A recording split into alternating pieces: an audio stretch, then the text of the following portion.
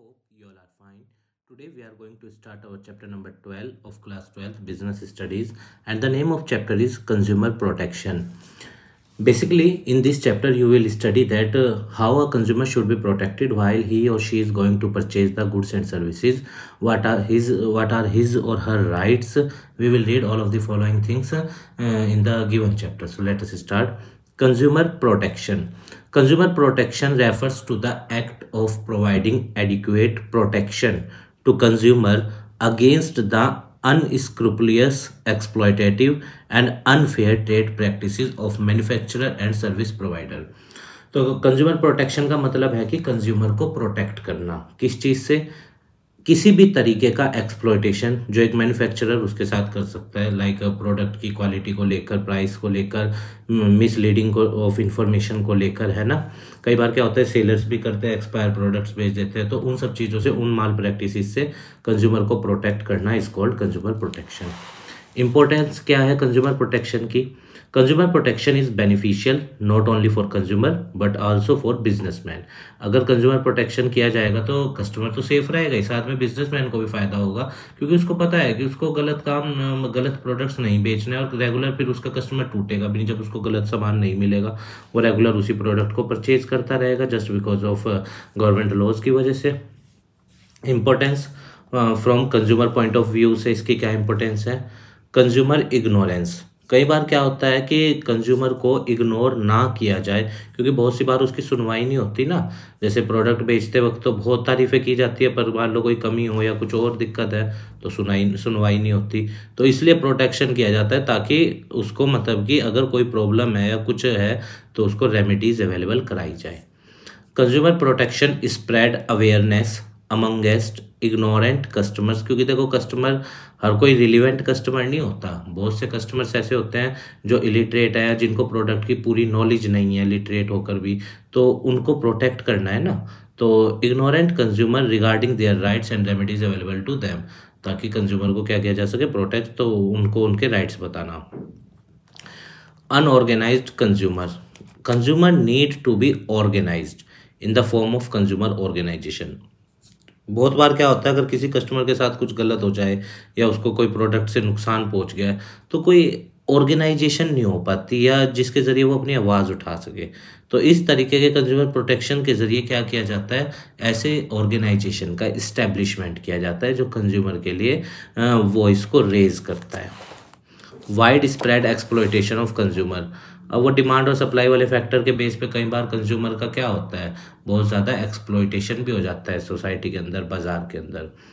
Consumer might be exploited by unscrupulous, exploitative and unfair trade practices like active या unsafe product दे देना उसको adulteration की वजह से, फॉल्स और मिसलीडिंग एडवर्टाइजमेंट या होर्डिंग की वजह से, या ब्लैक मार्केटिंग की वजह से, है ना। इन सब के कारण कई बार क्या होता है, कस्टमर का एक्सप्लॉयटेशन किया जाता है। तो कंज्यूमर प्रोटेक्शन बेसिकली कस्टमर को प्रोटेक्ट करता है ताकि उसके साथ इन सब तरीके का कोई भी धोखाधड़ी ना हो।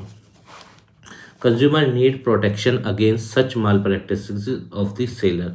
तो कंज्यूमर को क्या चाहिए, प्रोटेक्शन चाहिए कि ताकि उसके साथ इन सब तरीके की माल प्रैक्टिसेस ना हो सके।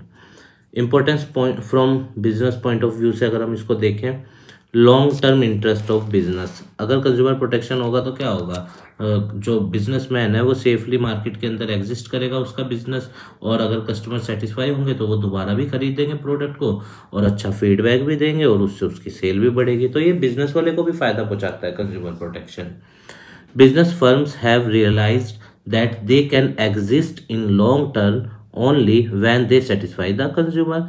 और आज के कम्पिटेटिव वर्ल्ड में तो वही सस्टेन करता है जो कस्टमर को सेटिस्फाई करता है।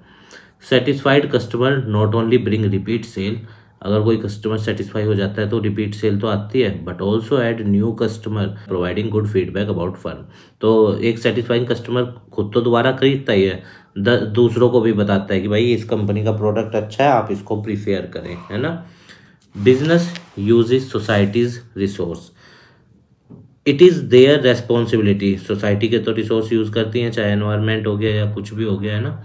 It is their responsibility to supply such product and render such services which are in public interest. तो ये हर बिजनेस फर्म की जिम्मेदारी है कि उनको इस तरीके के प्रोडक्ट्स प्रोवाइड कराने हैं जो पब्लिक इंटरेस्ट में हो, और ना कि पब्लिक को किसी तरीके का मतलब कॉन्फिडेंस लूज़ करवाएं या किसी तरीके का नुकसान पहुंचाएं। सोशल रेस्पॉन्सिबिलिटी भी होती है बिजनेस पॉइंट ऑफ व्यू से। अब बिजनेस है social responsibilities toward various interest groups, है ना, स्टेक होल्डर्स हो गए, उनको डिविडेंड टाइम पे देना, या और जो एम्प्लॉयज़ हैं उन सब के प्रति भी, है ना, बिजनेस फर्म की क्या है रेस्पॉन्सिबिलिटी है। तो उन जिम्मेदारियों को पूरे करने के लिए भी कंज्यूमर प्रोटेक्शन बहुत ज़रूरी है। मॉरल जस्टिफिकेशन, और फिर नैतिक जिम्मेदारी भी है कि भाई जब आप पैसे ले रहे हो किसी चीज़ के तो चीज़ बढ़िया देनी चाहिए, है ना, इसमें धोखाधड़ी क्या करनी।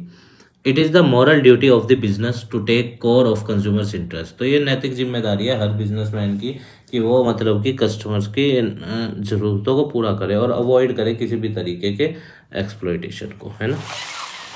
Government intervention, government is actively involve in protection of consumer rights. तो गवर्नमेंट क्या होती है, एक्टिवली इन्वॉल्व रहती है। कई बार जैसे वो आपने देखा होगा डिस्ट्रिक्ट कोर्ट रिड्रेसल है, या स्टेट कोर्ट है, या फिर central court national court redressal है ना। कंज्यूमर प्रोटेक्शन एक्ट भी बनाया गया 6 अगस्त 2019 को, ताकि कंज्यूमर के राइट्स उसको दिए जा सकें और किसी भी तरीके का उसका एक्सप्लॉयटेशन ना हो। आइए अब कंज्यूमर राइट्स के बारे में पढ़ते हैं। The Consumer Protection Act 2019 has provided 6 rights to consumer। तो 6 अधिकार कंज्यूमर को इससे मिलते हैं। जैसे पहला, right to safety, the first right. According to this right, consumer has a right to be protected against goods and services which are hazardous to life, health, property. Right to safety, है ना, is important for safe and secure life. तो right to safety मतलब कोई भी product customer को किसी भी तरीके का फिजिकल या किसी भी तरीके का नुकसान ना पहुंचाए, ये मेक श्योर करना हर प्रोड्यूसर की जिम्मेदारी है ना। जैसे खाने पीने के सामान होते हैं तो उनको बहुत केयरफुली बनाना चाहिए ताकि उनमें किसी भी कस्टमर को उनसे प्रॉब्लम, उनके कंजप्शन से प्रॉब्लम ना हो। कई बार आपने देखा होगा ना कि जैसे कुछ दवाइयाँ रिएक्शन कर जाती हैं किसी को, या फिर बहुत से प्रोडक्ट्स रिएक्ट कर जाते हैं ना, तो वो चीज़ ध्यान में रखना है। राइट टू बी इन्फॉर्म्ड, ये कंज्यूमर का राइट है। तभी तो आपने देखा होगा प्रोडक्ट के ऊपर सारी जानकारी लिखी होती है कि उसके अंदर क्या क्या इंग्रेडिएंट्स डले हैं, है ना। जैसे एक देखो, ये एक पैकेट है मेरे पास, इसके अंदर आपको सारे इंग्रेडिएंट्स यहाँ पे दिखाई देंगे। ये सब तो क्यों लिखे हुए हैं उन्होंने ये सब, या ये सारी इन्फॉर्मेशन क्यों लिखी हुई है, क्योंकि ये मेरा अधिकार है, this is my right, right to information. इसीलिए उन्होंने बताया कि ये कैसे बना है, कितने रुपए का है, कितना वेट है, किसने इसको बनाया है, और अगर कोई प्रॉब्लम है तो इन नंबर पे वो कर सकते हैं, कॉल कर सकते हैं। तो ये सब क्यों बताया गया है, ताकि कस्टमर को किसी भी तरीके का इशू ना आए। ठीक है, आप किसी भी प्रोडक्ट पे देख लो, उस पर सारी जानकारी लिखी हुई होती है। ठीक है। राइट टू चूज़, अब बाज़ार के अंदर जब आप कुछ खरीदने जाते हो तो आप स्वतंत्र हैं, जो आपको अच्छा लगे वो आप खरीदें अपनी नीड्स के हिसाब से। यू आर नॉट बाउंड, है ना, कि आपको वही खरीदना है। According to this right, every consumer has the right to choose from variety of goods and services as competitive price. Competitive price means अगर किसी चीज़ का प्राइस महंगा है और दूसरी चीज़ आपको सस्ती मिल रही है तो you are free to buy, है ना। आप अपनी मन मर्जी से उसको खरीदने के लिए क्या है, स्वतंत्र हैं। अगर खरीदना चाहते हैं, नहीं खरीदना चाहते हैं तो ना खरीदें, वो आपकी choice. Right is right to heard. Right to heard का मतलब क्या होता है, अगर उस प्रोडक्ट के अंदर कोई कमी है तो जब आप प्रोड्यूसर के पास जा रहे तो उसको आपकी सुनवाई करनी पड़ेगी, उसको आपके बातों को मतलब कि ध्यान देना पड़ेगा, है ना। According to this right, consumer has the right to file a complaint and to be heard in case. और अगर आप चाहें तो केस भी फाइल कर सकते हैं अगर प्रोड्यूसर सुनवाई नहीं कर रहा है ना, अगर डिससेटिस्फाई हैं आप सर्विसेज से। Right to seek redressal, consumer has the right to get relief in case the product और service is fall short of his expectation. Redressal means जैसे कई बार कोई प्रोडक्ट ऐसा होता है ना जो आपके एक्सपेक्टेशन के इक्वल नहीं होता, तो आप प्रोड्यूसर के पास जाते हो कि भाई मेरे पैसे वापस कर, है ना, ऐसे बोलते हैं ना। तो वो चीज़ उसको प्रोड्यूसर को सुनना पड़ेगा। अगर मान लो या फिर कोई और इशू हो गया उसकी वजह से क्रिएट, तब भी उसको रिड्रेस करना पड़ेगा आपको। राइट टू कंज्यूमर एजुकेशन, अब आपने देखा होगा बहुत सारे प्रोडक्ट होते हैं ऐसे जिनके साथ ना अंदर बुकलेट आती है कि आपको इस प्रोडक्ट को कैसे यूज़ करना है ना, कैसे आप मतलब कि इसको यूज़ करेंगे। और दूसरी बात ये भी है कि कंज्यूमर को भी knowledge, skill time to time देते रहना चाहिए, है ना, ताकि वो क्या कर सके, अपने प्रोडक्ट्स को या सोसाइटी के अंदर अवेयर रहे चीज़ों को लेके। प्रोडक्ट्स के साथ भी बुकलेट इसीलिए आती है, ठीक है ना। According to this right, consumer has the right to acquire knowledge and skill to be an informed consumer बनना है ना हर किसी को। जागो ग्राहक जागो वाला नारा है जैसे गवर्नमेंट का। Government is continuous encouraging campaign of Jago Grahak Jago to promote awareness among consumer. क्यों करती है गवर्नमेंट? ताकि लोग अपने अधिकारों को समझें। और ये देखो राइट ऑफ कंज्यूमर्स, ये 6 राइट हो गए, तो आपको ध्यान रखना है। Right of safety, right to be inform, right to choose, right to be hear, right to seek redressal and right to consumer education. These are 6 rights which a consumer have. Okay, responsibilities. अब being a customer हमारी भी कुछ जिम्मेदारियां बनती हैं जब हम किसी चीज़ को खरीदने जाएं। Perfect should have knowledge about market.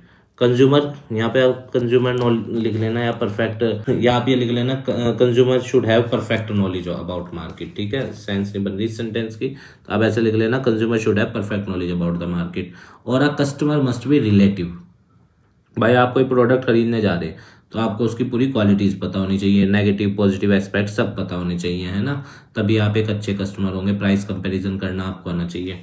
Quality conscious हो। क्वालिटी कॉन्शियस मतलब अब बहुत से लोग होते हैं जो बाजार में जाते हैं, कुछ सस्ते के चक्कर में कुछ भी खरीद लाते हैं, तो नहीं, ऐसा नहीं। आप क्वालिटी को प्रिफेयर करें, स्टैंडर्ड मार्क के हिसाब से जो सामान बने हैं उनको प्रिफेयर करें, है ना। Consumer must refers label carefully. सारे लेबल्स जो उस प्रोडक्ट में उनको केयरफुली पढ़ें, या जो भी इंफॉर्मेशन दी गई है वो केयरफुली पढ़ें, ताकि आप कंपेयर कर सकें, है ना, और फिर आप देख सकें। जैसे कोई प्रोडक्ट मान लो 10 रुपये का 50 ग्राम है, कोई प्रोडक्ट दूसरा ही सेम चीज़ें हैं जिसमें 10 रुपये का 60 ग्राम मिल रहा है, तो आप अगर एक अच्छे कस्टमर हैं तो कंपेरिजन करके आप अपना वहाँ पे उस प्रोडक्ट में फ़ायदा देख सकते हैं, कर सकते हैं। Consumer must read labels carefully to get information about price, net weight, manufacturing, है ना, एक्सपायरी डेट, ये सब ज़रूर देखनी है आपने, ताकि आपको ये पता रहे कि किसने इसको बनाया है। ये जितने देखो इस प्रोडक्ट पे जैसे ये सारे लेबल्स लिखे हुए हैं, क्यों लिखे हैं ये? क्योंकि मेरी रेस्पॉन्सिबिलिटी भी बनती है कि जब मैं इस प्रोडक्ट को खरीदूँ तो मैं सारी चीज़ें देखूँ। बहुत सी बार क्या होता है जल्दबाजी में हम, कई बार क्या होता है वो सामान खरीद लाते हैं जो एक्सपायर हो गए, है ना, तो बहुत दिक्कत हो सकती है उससे। Insist on cash memo. जब आप जाएं कोई सामान खरीदें तो बिल लें। उस बिल के 2 फायदे हैं। एक तो गवर्नमेंट को पता रहेगा कि इस आदमी ने इतने का माल बेचा।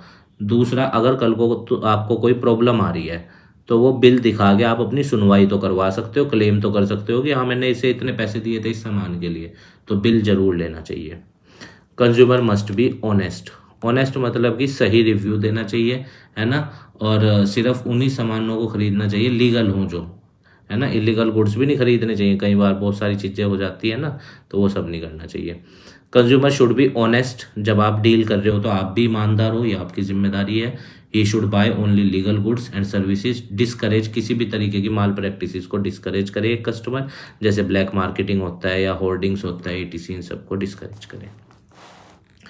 Consumer must file a complaint. अगर कोई नुकसान हुआ आपको किसी प्रोडक्ट से तो ये आपकी जिम्मेदारी बनती है कि आप फाइल करें कंप्लेंट, ताकि और लोग उस नुकसान से बच जाएं और आपकी भी सुनवाई हो, आपका जो नुकसान हुआ आपको पैसा मिले, उस चीज़ का कंपनसेशन मिले। Consumer should file a complaint in an appropriate consumer forum in case of any defect in the product और deficiency in the services. So consumer should file a complaint, है ना। This is your right because you are paying for that. Forms कौन से हैं consumer organisation के, आइए देखते हैं। Consumer should form consumer societies बना सकते हैं, है ना, which could play an active part in educating them safeguarding their interest. तो कई बार क्या होता है कस्टमर्स और कंज्यूमर सोसाइटीज बना के खुद को भी अवेयर कर सकते हैं और दूसरों को भी। तो रेस्पेक्ट द एनवायरनमेंट मीन्स जब भी आप किसी प्रोडक्ट को यूज़ करें तो उसके बाद प्रॉपर डिस्पोज करें उस वेस्टेज को जो आपके द्वारा जनरेट हुआ। ये नहीं कि इधर उधर ऐसे ही फेंक दिया। उससे क्या होता है, क्योंकि देखो प्रकृति की भी ना, अपने इकोनॉमिक्स की, इंडियन इकोनॉमिक डेवलपमेंट में पढ़ा होगा, एब्जॉर्प्टिव कैपेसिटी होती है एक, है ना, और एक कैरिंग कैपेसिटी होती है। तो एब्जॉर्प्टिव कैपेसिटी मतलब कूड़ा को एब्जॉर्ब करने की भी धरती की एक कैपेसिटी है। कैरिंग कैपेसिटी हमें संसाधन देने की। तो दिस इज आवर ड्यूटी कि हम एनवायरनमेंट की रक्षा करें। सस्टेनेबल डेवलपमेंट या सस्टेनेबल मैनर में यूज़ करें। जैसे फॉर एग्जांपल बाजार जा रहे हैं, सामान लिया, कुछ पॉलीथीन की जगह घर से बना हुआ जूट का बैग ले गए या फिर कोई कपड़े का थैला ले गए, है ना, वो लॉन्ग टर्म तक चल सकता है और वेस्ट भी कम जनरेट होगा। तो इस तरीके से हमें अपनी रेस्पॉन्सिबिलिटी समझनी पड़ेंगी। Consumer must save the environment by avoiding waste, littering and contribution to the pollution हमें अवॉइड करना चाहिए। Assert yourself to ensure that you get a fair deal, और अपने आप को इस तरह रखें जब आप किसी चीज़ को खरीदने जा रहे हैं कि आपको एक फेयर डील ही मिले। ये नहीं कि सामने वाला प्रोड्यूसर आपको ऐसे ही कुछ भी पकड़ा दे और किसी भी रेट में आपको बेच दे, नहीं, आपको मतलब क्लेवर बनना है जब आप कुछ खरीदने जाएं। कंज्यूमर कौन होता है? वो पर्सन जो किसी सामान को खरीदता है ना, कंज्यूम करता है और उसके लिए पैसे पे करता है, that is called consumer. Redressal agencies वो होती है जहाँ पे जाके आप अपनी आवाज़ उठाओगे अगर आपको किसी प्रोडक्ट से कोई नुकसान पहुंचा है। 3 टायर का सिस्टम है हमारे यहाँ। District consumer dispute redressal commission के अंदर क्या होता है, ये स्टेट गवर्नमेंट ने इसको इस्टेब्लिश किया है। जिले के अंदर हर जिले में लगभग ये होता है ना, district consumer dispute redressal commission, इसको डिस्ट्रिक्ट कमीशन भी बोलते हैं। कंपोजिशन क्या होता है इसके अंदर, each district commission shell consist of a president, मतलब इस कमीशन का हर डिस्ट्रिक्ट के अंदर एक प्रेसिडेंट होता है। Not less than 2 and not more than 2 such members as may be prescribed in constitution with the central government, ठीक है, मतलब 2 मेंबर होने चाहिए। इसके जुरिडिक्शन क्या है, वो डिस्ट्रिक्ट जहाँ पे ये है वो इसका जुरिडिक्शन एरिया होता है और 1 करोड़ तक का ये कवर करता है कंप्लेंट्स को, है ना, 1 करोड़ तक के लॉस को। The district commission shall have jurisdiction to entertain complaints where the value of the goods or services paid as consideration does not exceed 1 crore तक की जो गुड्स और सर्विसेज से रिलेटेड डिस्प्यूट्स हैं वो ये सुनता है। अपील कैसे होती है, any person aggrieved by an order made by the district commission में प्रीफेयर एन अपील। मान लो डिस्ट्रिक्ट कमीशन ने कोई ऑर्डर दिया तो आप उसके लिए अपील कर सकते हो स्टेट कमीशन में, है ना, अगर आप वहाँ से सेटिस्फाई नहीं हो, ठीक है, और 45 दिन के अंदर अंदर करना है ये, है ना। And can appeal on he she has deposited 50% of the order given by the district commission. और मान लो जैसे किसी के खिलाफ ऑर्डर दिया कि भाई आपको 70 लाख रुपए देने हैं इस आदमी को, तो आप अपील कर सकते हो स्टेट कमीशन में, पर उससे पहले आपको 35 लाख रुपए जो 50% है वो जमा करना पड़ेगा, ठीक है। वो फिर वहाँ पे सुनवाई होगी और अगर मान लो केस आपके हित में जाता है तो वो 35 लाख वापस दे दी जाएंगे प्रोड्यूसर को, और अगर मान लो कस्टमर के हित में जाता है तो फिर जो भी प्रोविजंस हैं वो होंगे। State consumer dispute redressal commission और state commission, the state government shall establish a state consumer dispute redressal commission to be known by the state government. और इसको हम किस नाम से जानेंगे, स्टेट कमीशन के नाम से इसको जाना जाएगा, ठीक है, इस कमीशन को जो स्टेट के अंदर बनेगा। और ये कितने रुपए तक के मामले सुनता है, आइए देखते हैं। Composition, each state commission has consist of, इसका भी एक प्रेसिडेंट होता है और पर इसके अंदर 4 मेंबर होते हैं, ये ध्यान रखना, ठीक है, जैसे भी कॉन्स्टिट्यूशन में सेंट्रल गवर्नमेंट प्रिस्क्राइब करती है उस हिसाब से। ज्यूरिडिक्शन कितना है इसका, 1 करोड़ से 10 करोड़ तक का है इसके अंदर। और अपील भी कर सकते हैं इसमें, जो डिस्ट्रिक्ट कमीशन ने ऑर्डर पास किया उसके खिलाफ इसमें अपील भी करी जा सकती है। तो 2 चीज़ आती हैं, 1 करोड़ से 10 करोड़, या फिर जो अपील भी यहाँ पे हो सकती है। पर अगर आप इस स्टेट कमीशन के निर्णय से खुश नहीं हैं तो आप अपील कर सकते हैं नेशनल कमीशन में, पर फिर वही कंडीशन है, पर यहाँ पे 30 डेज़ के अंदर करना है, वहाँ पे 45 डेज था, और 50% अमाउंट जमा होना चाहिए नेशनल कमीशन में अपील करने से पहले। जो भी ऑर्डर स्टेट कमीशन ने दिया ना वो 50% अमाउंट जमा करके तब नेशनल कमीशन में जाया जाएगा। नेशनल कंज्यूमर डिस्प्यूट रेडरेसल या नेशनल कमीशन की अगर हम बात करें, इसके अंदर वही प्रेसिडेंट होता है और कितने मेंबर होते हैं, 4 सेम है ना, जैसे कि स्टेट वाले में है, ठीक है। ज्यूरिडिक्शन की बात करें तो 10 करोड़ से ऊपर के मामले यहाँ पे सुनवाई होगी और अपील कर सकते हैं यहाँ पे किसके खिलाफ, जो स्टेट ने किया, और स्टेट में किसके खिलाफ, डिस्ट्रिक्ट कमीशन के खिलाफ। Appeal, any person aggrieved by an order made by the national commission के द्वारा जो ऑर्डर दिया गया है, अगर आप उसके खिलाफ अपील करना चाहते हैं तो सुप्रीम कोर्ट जा सकते हैं। तो डिस्ट्रिक्ट के खिलाफ स्टेट में, स्टेट के खिलाफ नेशनल में, नेशनल के खिलाफ सुप्रीम कोर्ट में, 30 डेज के अंदर ही 50% अमाउंट डिपॉजिट करके, ठीक है। ध्यान रखना ये इंपॉर्टेंट है ना, पूछ सकता है आपसे एग्जाम के अंदर। रिलीफ्स क्या क्या है, आइए देखते हैं, जो मतलब आपको फ़ायदे पहुंचा सकते हैं इसके अंदर रिलीफ क्या क्या है। To remove the defect in goods और deficiency in service in question, ठीक है ना, एक कंज्यूमर को ये रिलीफ है। दूसरा, अगर कोई गुड खराब है तो रिप्लेस किया जाएगा उसको, या सिमिलर गुड या नया गुड दिया जाएगा और फ्री ऑफ कॉस्ट दिया जाएगा और डिफेक्ट फ्री दिया जाएगा। टू रिटर्न द प्राइस और चार्ज, अगर कम इंटरेस्ट के साथ अगर मान लो ऑर्डर पास हुआ तो इंटरेस्ट के साथ आपको पैसा वापस करना पड़ेगा। To pay the compensation to the consumer for any loss injury suffered by the consumer due to negligence of opposite party, अगर मान लो कस्टमर को किसी तरीके का जो नुकसान हुआ या कोई और प्रॉब्लम हुई तो उसके लिए भी कंपनसेशन पे का प्रावधान है इसमें, प्रोड्यूसर को वो पे करना पड़ेगा इसके अंतर्गत, ठीक है। To discontinue the unfair trade practice और restrictive trade practice and not to repeat them, जो मतलब कि अनफेयर ट्रेड प्रैक्टिस हुई है उसको रोकना है और फ्यूचर में आप किसी भी तरीके की unfair trade practices as a producer नहीं करेंगे, ठीक है। उसके बाद इसमें और भी बहुत सारे प्रावधान हैं, जैसे हजार्डियस गुड्स वाला केस है ना, तो ये आप पढ़ लेना, ये रेमेडीज़ हैं जो अवेलेबल हैं कंज्यूमर्स को, ठीक है, ये उनके अधिकार हैं। जैसे 25% वाला देख लेते हैं।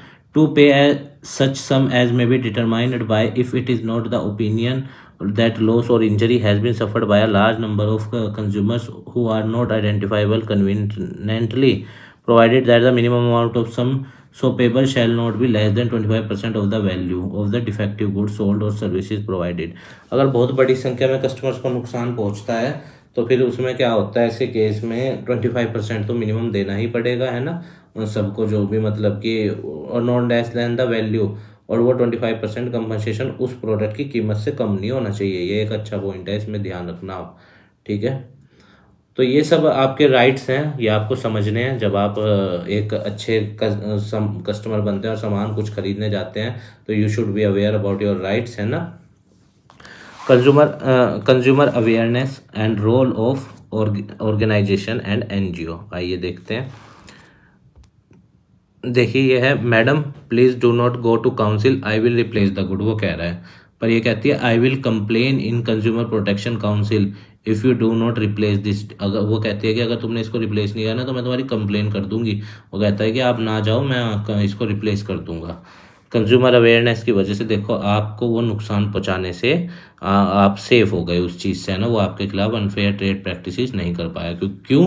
क्योंकि उसको पता था कि इस कस्टमर को इसके अधिकार पता है। तो ये एक अच्छी चीज़ है, आपको अपने अधिकारों के बारे में जानना चाहिए ताकि कि कोई भी आपका किसी भी तरीके का एक्सप्लॉयटेशन ना कर सके। ये चैप्टर का ओवरव्यू है, बुलेट पॉइंट्स हैं, आप ये बना सकते हैं at the end of the chapter, ठीक है, याद करने के लिए। तो उम्मीद है गाइस आपको ये चैप्टर समझ में आया होगा। हमारे काम को सपोर्ट करने के लिए वीडियो को लाइक कीजिएगा, अपने दोस्तों के साथ शेयर कीजिएगा और हमारे चैनल को भी सब्सक्राइब कर दीजिएगा स्टूडेंट्स। और आपकी इस चैप्टर से रिलेटेड कोई क्वेरी है तो आप हमें कमेंट बॉक्स में बताना, हम उसका आंसर देने की पूर्ण रूप से कोशिश करेंगे। आप स्वस्थ रहिए, खूब लाइफ में आगे बढ़िए, यही हमारी मनोकामना है। इस देश को अच्छा बनाइए, इस समाज को अच्छा बनाइए, अपना अस्तित्व इस समाज में स्थापित कीजिएगा स्टूडेंट्स। धन्यवाद।